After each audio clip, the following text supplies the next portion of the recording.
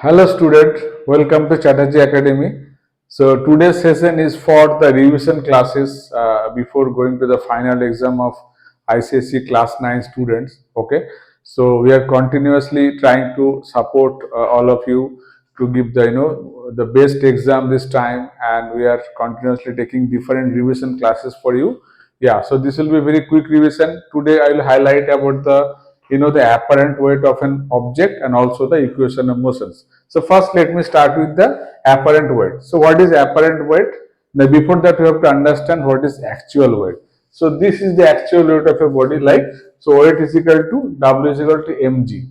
W is equal to mg. So mg means mass of the object and the multiplied by acceleration due to gravity. So this is the weight of the object, right? Now whenever we are merging the object, like in a fluid, maybe let's say in a liquid here, if you take liquid, so what we are going to see that, so we are trying to seeing the body or few part of body is floating on a liquid, so the body is getting the upward force, that's called upthrust force. So in case of a liquid, we know the Archimedes principle that any objects when it is on top of an any liquid, so what happen, or in case of any fluid, so it is getting an upthrust force from the fluid.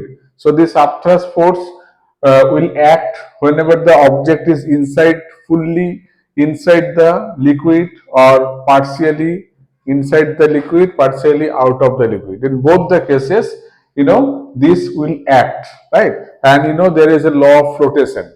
So first let me tell you what is law of Archimedes principle. So Archimedes told that whenever an object is in inside, or maybe few part of it in the on surface of a liquid, or any fluid, so it is getting an upthrust force, and this force is equal to the three parameter, like the weight of the displaced fluid, the weight of the displaced liquid, right?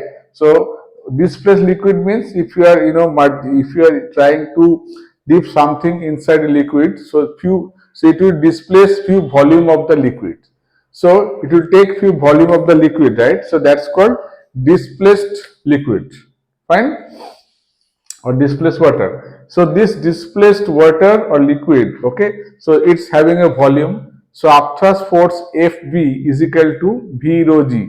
V is the volume of the displaced liquid, and rho is the density of the liquid.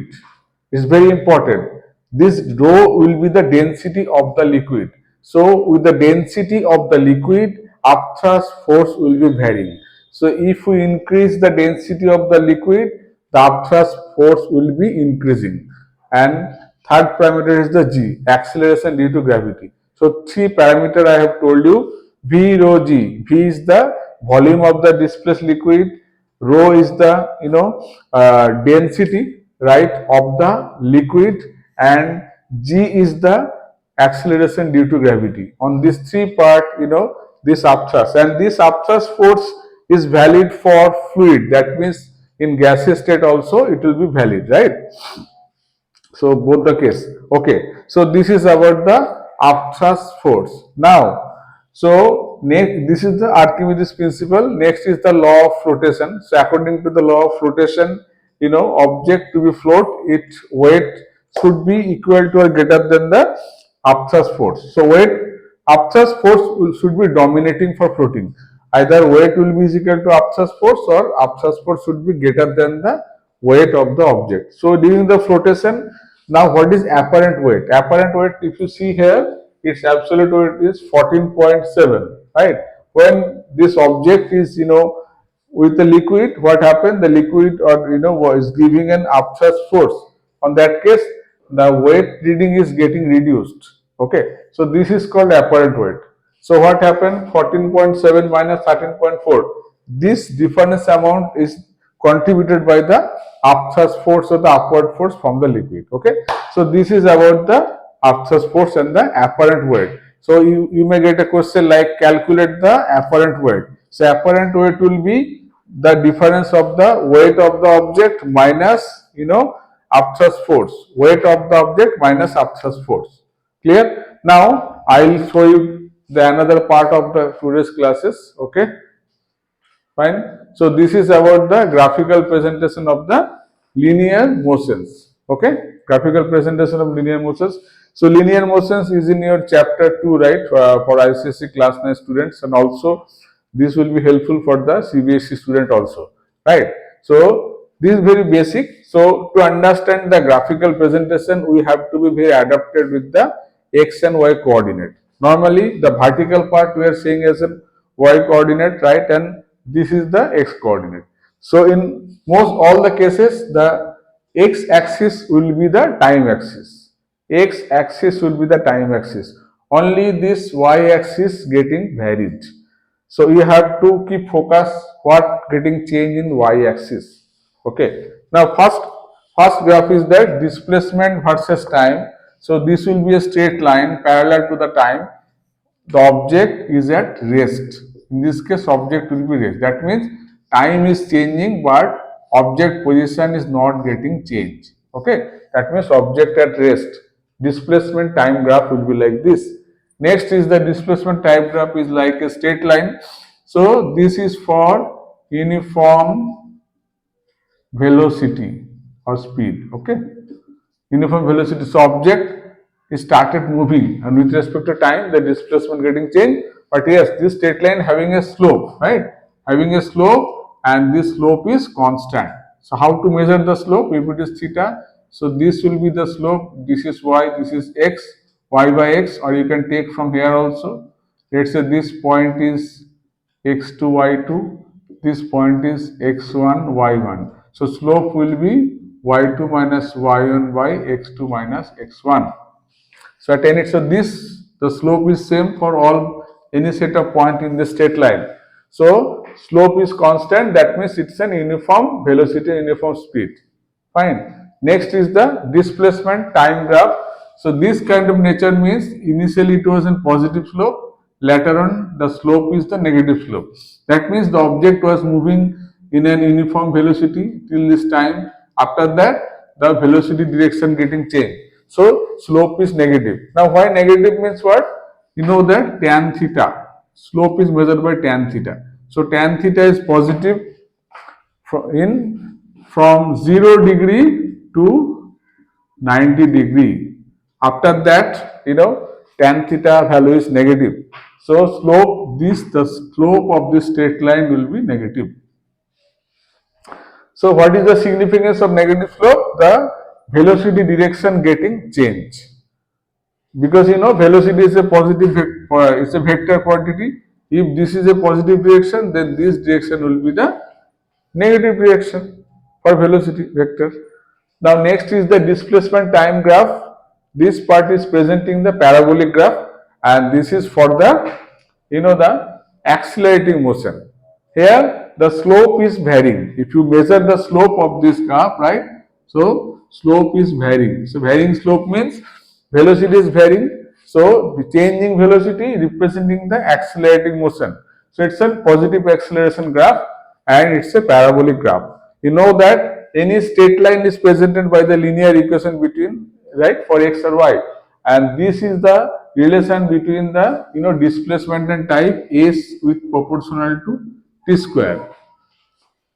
S proportional to t square, and it is presenting a parabolic nature, and this parabolic nature actually well explained in the class 11 mathematics classes, but here for part of your knowledge I am saying you S is proportional to t square, and here S is proportional to t.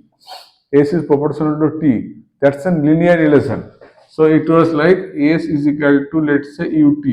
So it's a linear equation, and this is non-linear. S is equal S proportional to t square. Now next is the velocity time graph. So for velocity time graph, let us focus one by one. So here velocity time graph, velocity is not getting changed with time, so it will be a straight line, and this is the graph of an uniform velocity, right? Uniform velocity, and this area will be the displacement. Area will be the displacement. As you know, S is equal to ut. S is equal to ut. That means this graphical zone will be presenting the displacement, and VT graph straight line in case of uniform velocity. Next is the v and t. So y-axis velocity, x-axis time. So vt graph is a straight line. So this is presenting uniform acceleration. Uniform acceleration. That means here slope will be delta v by delta t, right? Change in velocity with respect to change in time. This will be constant.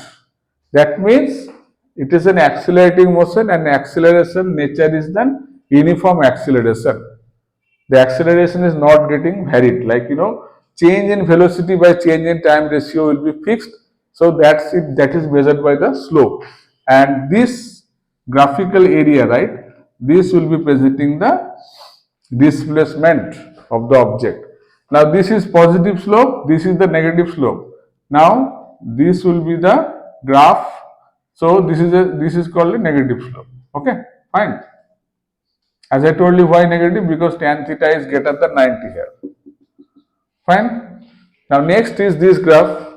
For this graph, if you focus here, so initial velocity was constant.